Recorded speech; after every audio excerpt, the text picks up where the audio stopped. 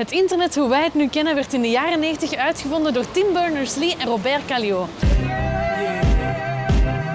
Maar bijna 100 jaar eerder was er al een Brusselaar met hetzelfde idee.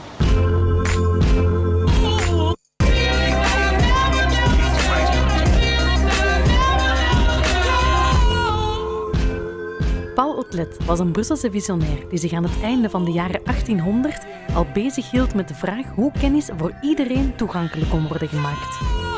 Samen met Henri Lafontaine was het zijn droom om zicht te krijgen op alle informatie ter wereld, die te lokaliseren en toegankelijk te maken voor iedereen.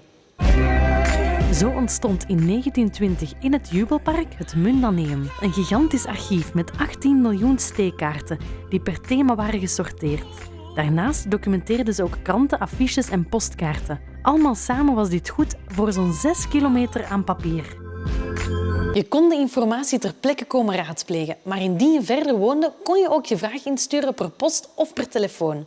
Het personeel van het Mundaneum ging dan op zoek naar de juiste steekkaart. En daarop stond waar je ergens ter wereld die informatie kon vinden. En zo kunnen we stellen dat in Brussel het internet van papier werd uitgevonden. Maar Otlet zijn ideeën gingen nog veel verder. Hij had ook een visie over een wereldwijd netwerk, waar apparaten met elkaar in contact stonden en waar naast documenten ook afbeeldingen en audiofragmenten konden worden gedeeld.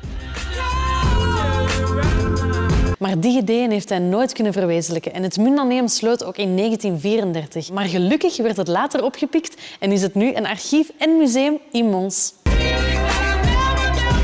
Het Mundaneum in het Jubelpark was met haar miljoenen steekkaarten een Google avant la lettre. En hoewel moderne computers pas jaren na zijn dood werden uitgevonden, was Paul Otlet toch een beetje de peetvader van het internet.